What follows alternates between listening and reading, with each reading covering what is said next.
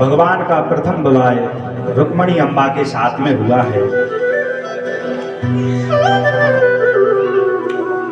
कृष्ण तनय हुई हैं पति तोरा, वचन अन्यथा होई न मोरा।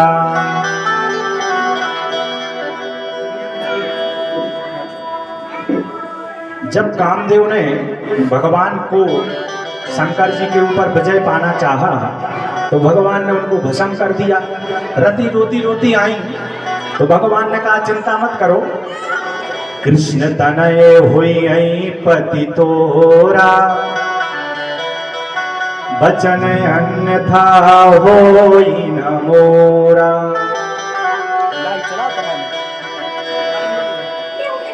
तो भगवान कृष्ण जब अवतार लेकर के आएंगे तो उनके प्रथम पुत्र बन करके आएंगे आपके पति। इसलिए तुम चिंता मत करो, हरि का सुमरन करो। जब तक आए प्रद्युम्न जब हुए हैं तो संबरासुर नामक दैत्य इनको हरण करके ले गया। वो क्यों ले गया? वो इसलिए क्योंकि इसने तप किया तो भगवान ने कहा भैया और तो सब ठीक है, लेकिन भगवान का जो प्रथम पुत्र होगा वो ही तुम्हें मारेगा। तो इसने उनका हरण कर लिया और समुद्र में फेंक दिया संबरासुर ने। एक मछली निकल गई, वो मल्लाह ने मछली को पकड़ा, तो बड़ी मछली थी तो उसने जाकर के राजकोष में दे दी, कुछ उसको धन मिला। जब रसोई में वो मछली काटी गई तो उसके पेट से बालक निकला। तो रसोईया ने जाकर के कहा संबरासुर से, महाराज बोले ये बालक निकला है मछली से। बोले अच्छा क्या करें? तो रति जो थी वो छद्म वेश बना करके संबरासुर के यहाँ नौकरी कर रही थी, सेविका का काम करती थी। तो संबरासुर ने कहा ऐसा करो कि उस सेविका को जाकर के दे दो, उसके यहाँ बालक नहीं है, वो पालन करेगी। ऐसा ही किया। धीरे धीरे नाति दीर्घेण कालेना साकर्षिणी रूढ़ यौवना। समय बीता, इनने ऐसा पालन किया कि कम समय में बड़े हो रहे हैं प्रद्युम्न जी। जब ये बड़े हो गए तो ये कहते मात्र भाव मतिक्रम्या वर्तसे कामनी तथा यथा। हमें एक बात समझ में नहीं आती देवी जी, आप पालन तो करती हो माँ की तरह, लेकिन दृष्टि में भेद है। वर्तसे कामनीय था, काम की दृष्टि से देखती हो, हमें पूरा वृतांत बताओ। तब इन्होंने कहा, संपूर्ण वृतांत सुनाया है कि आप तो नंद नंदन के प्रथम पुत्र बन करके आए हैं, हम आपकी जन्म जन्मांतर की पत्नी हैं रति। याद आया है इनको सब, और संबरासुर का संहार किया है। और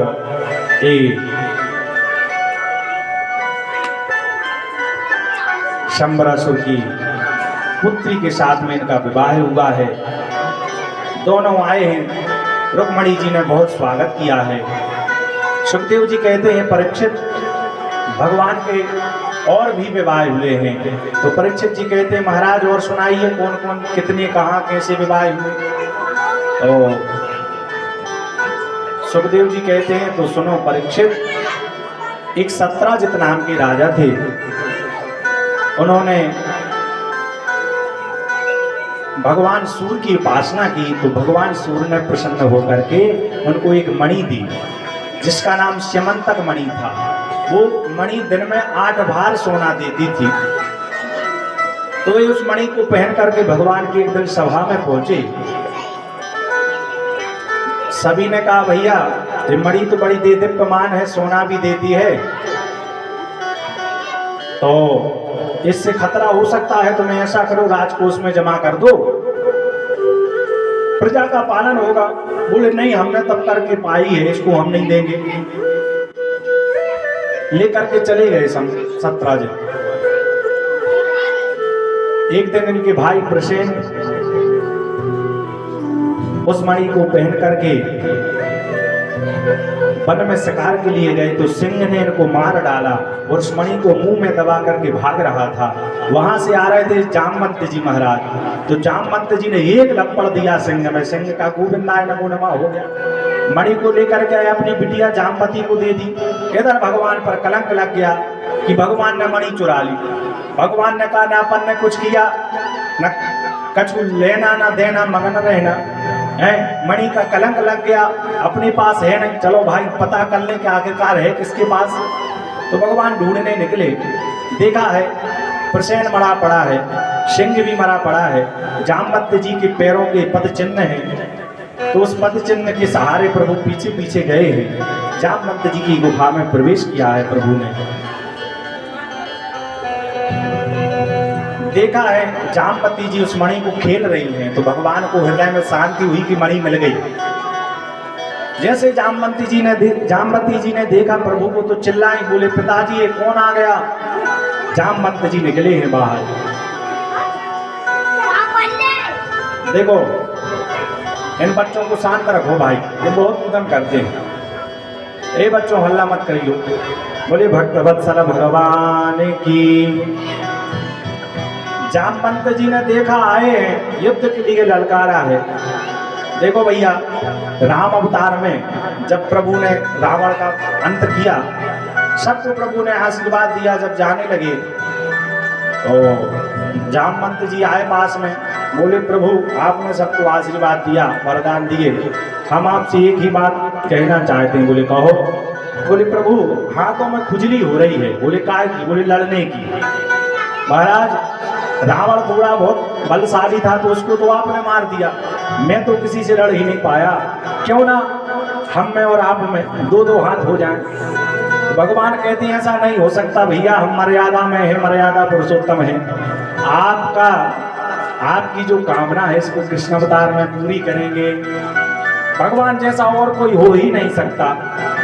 प्रभु तरु तर कपिडार पर पे किए आप समान, और तुलसी सीतानाथ से साहिब सील निधान।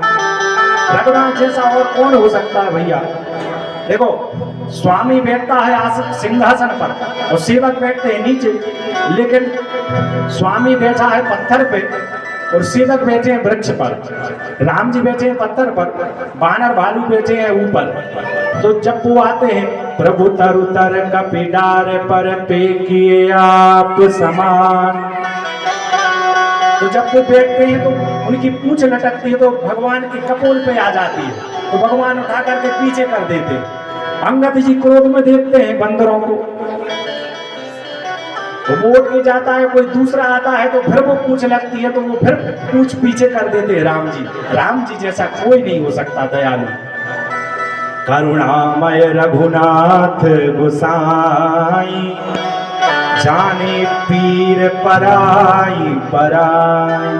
भगवान करुणामय है, सबकी पीर को जानने वाले हैं, इसलिए इधर उधर रोने की आवश्यकता नहीं है सज्जनों।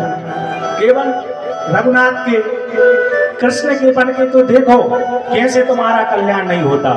करुणामय रघुनाथ गोसाई, अरे जाने पीर पराई पराई। दूसरे की पीर को प्रभु जानने वाले हैं, तो इनके मन को जान गए प्रभु तो आए हैं इनकी कामना पूरी करने के लिए। युद्ध हुआ है तो भगवान देखो जब छोटा सा बच्चा होता है ना, आजकल के तो बड़े नटखट होते हैं बच्चे, आप लोगों के भी यहाँ होंगे नाती पोता होंगे है कि नहीं, है ना। ऐसे ऐसे तो क्या करो भाई, आप बिल्कुल ऐसे बैठे रहते हैं जैसे कथा ना समझ में आ रही है ना। नाती पोता के नहीं है, हैं जजमान जी के तो है, हमारे जजमान जी के भी है।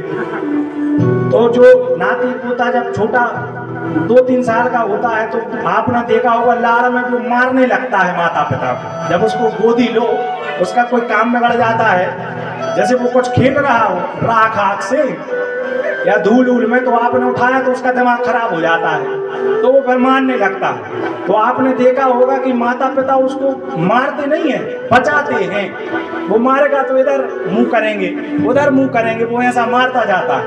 मारता है कि नहीं? तो भगवान भी यही कर रहे हैं। जब जामवंत जी मारते हैं तो भगवान मार नहीं रहे हैं, भगवान बचा रहे हैं और वो दे रहे हैं। 27 दिन तक भगवान को ये पीटते रहे, 27 दिन, क्योंकि कसर निकालना था इनको। 27 दिन तक युद्ध चला। मनमोहन की मधुरी सी हंसी, एक भक्त कहते, मनमोहन की मधुरी सी हंसी, चित चालन पे उपहास हकारी। भगवान मुस्कुरा रहे हैं, जामवंत जी मार रहे हैं, तो क्रोध और आ रहा है जामवंत जी को कि मैं मार रहा हूं, ये मुस्कुरा रहे हैं। मनमोहन की मधुरी सी हंसी, चित चालन पे उपहास हकारी। चहुओर लपेट चपेट, झपेट चपेटन चाटन के चटकारी। जब ये मारते हैं तो चपेट की आवाज, चट की आवाज आती है। जब कोई चाटा मारता है ना गाल में, तो चट की आवाज आती कि नहीं? तो जब जामवंत जी देते हैं लपड़ भगवान को, तो चटाक की आवाज आती है। चहुओर झपेट लपेट चपेट चपेटन चाटन के चटकारी। तो भगवान क्या कर रहे हैं? मार नहीं रहे हैं। न तो मारत है न बिदारत है, मन भालू के भाव में भूले मुरारी। अरे जिन गोविंद की उपमा कहिए, बेसाचे है भालू बेसाचे मदारी। ये भगवान का इंतजार कर रहे हैं ना, तो भगवान भी पिट रहे हैं भाव में। 27 दिन हो गए और भगवान ने कहा बहुत पिट लिया। 28वें दिन भगवान ने एक लपड़ दिया जामवंत जी में, तो मूर्छित होकर के गिर पड़े। मूर्छा खुली तो जान गए, बोले हे राम, ये क्या कर दिया मैंने? रघुनाथ, मैं जान गया आप कौन हो प्रभु।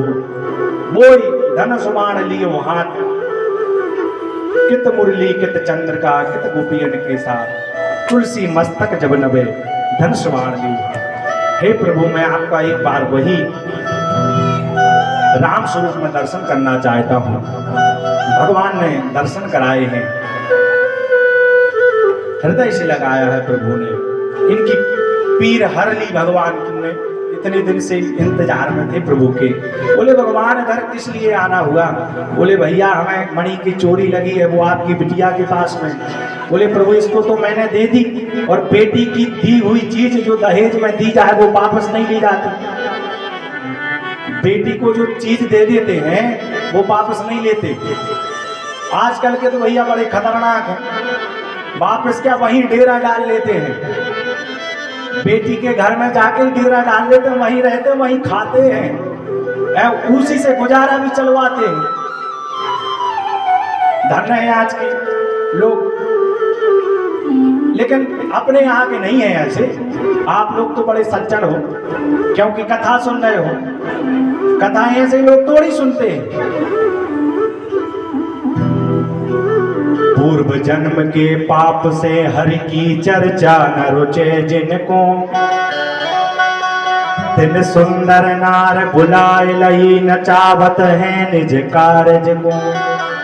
आप लोग तो पुण्यात्मा हो, आप नहीं करते ऐसा। कहीं और की चर्चा कर रहा हूं ना, नाराज हो जाओ भाई, फिर बुलाओगे नहीं दोबारा ना। पूर्व जन्म के पाप से हरि की चर्चा न रुचे जिनको। तो जब बाल बच्चे पैदा हो जाते हैं तो 10 टोन होता है अपने यहाँ, तो 10 टोन में बोले वो हवला से बुलाएंगे, हवला, और या फिर इंदौर कहीं बाहर से।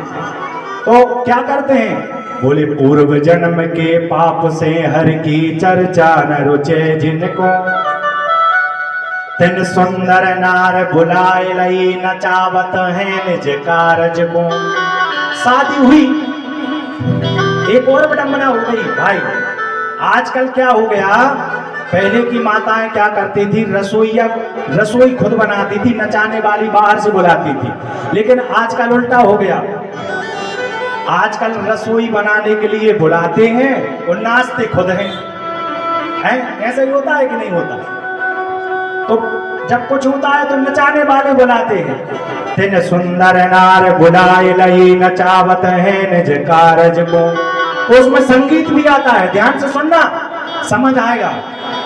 जब कुछ होता है तो नचाने वाले बुला लेते हैं, और आप जैसे सज्जन भागवत के लिए हम जैसों को बुला लेते हैं।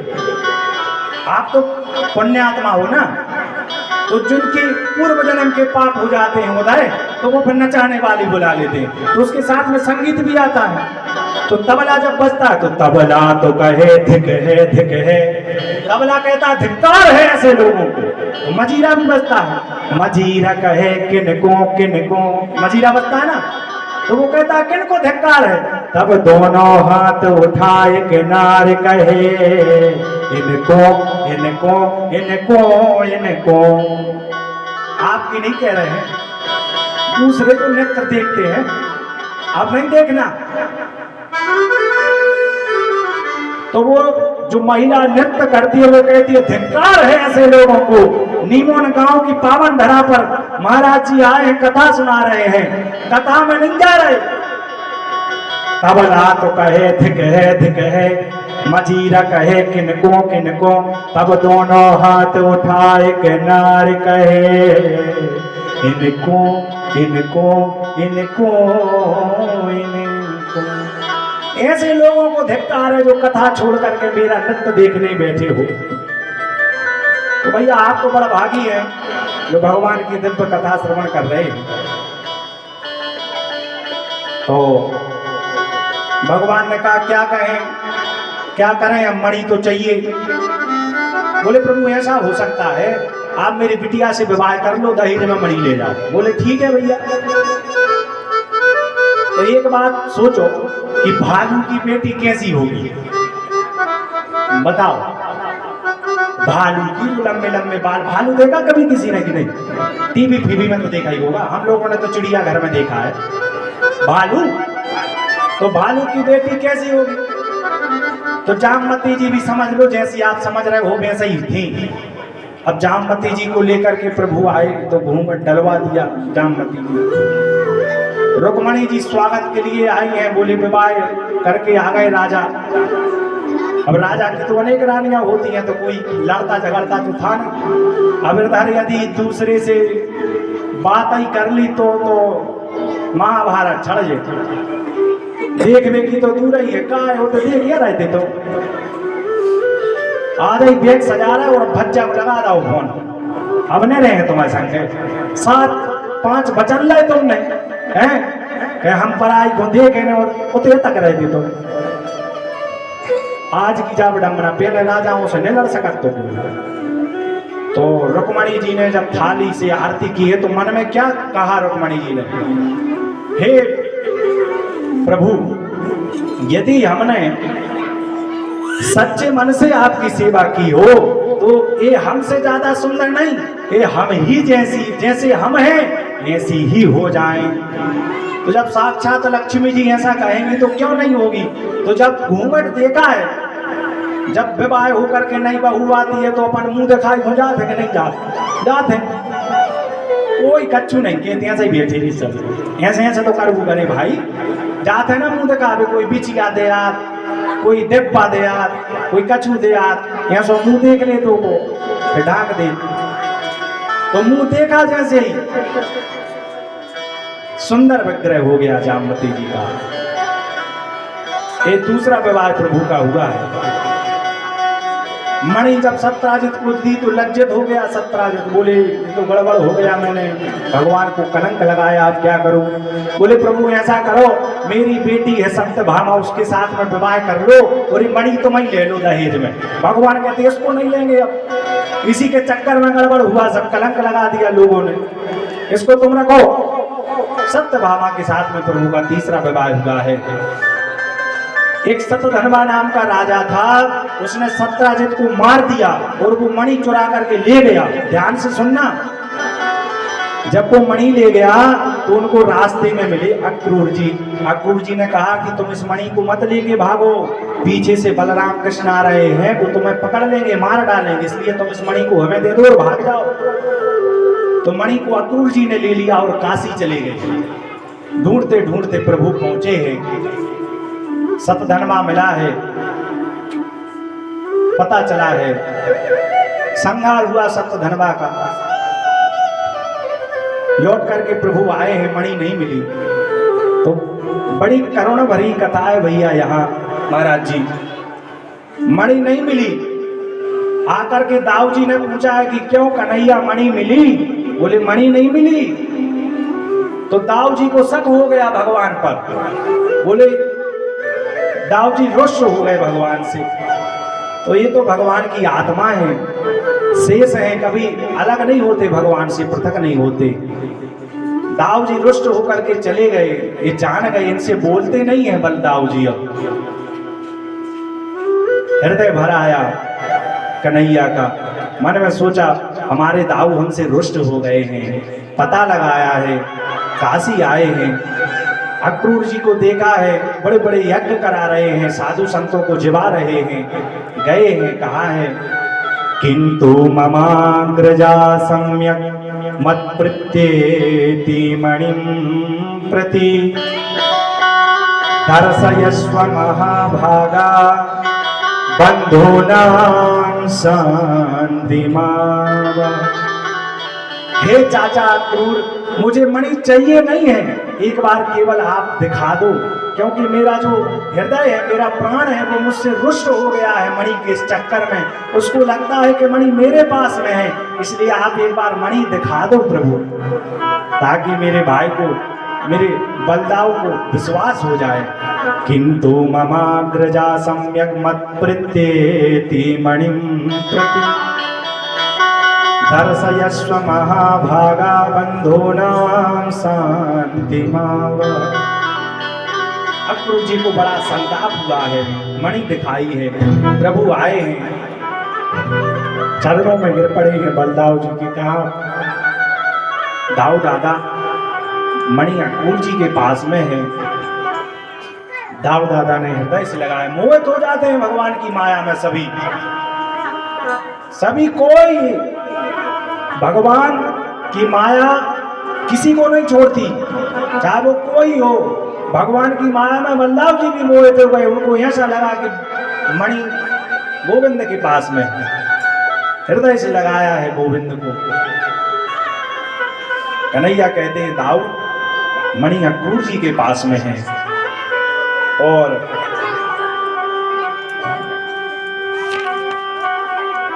एक दिन भगवान हस्तिनापुर आए हैं, अर्जुन के साथ यमुना के किनारे घूमने गए हैं, तो वहां पर देखा है एक कन्या तप कर रही है। भगवान ने कहा जाकर के पूछो भैया कौन है? तो इन्होंने आकर के कहा राधे राधे देवी जी आप कौन हैं? उन्होंने कहा मैं सविता की दुहिता हूँ, सूर्य नारायण की पुत्री हूँ, मेरा नाम कालिंदी है। देखो भाई भगवान के तो पुत्र हैं, बड़े खतरनाक हैं,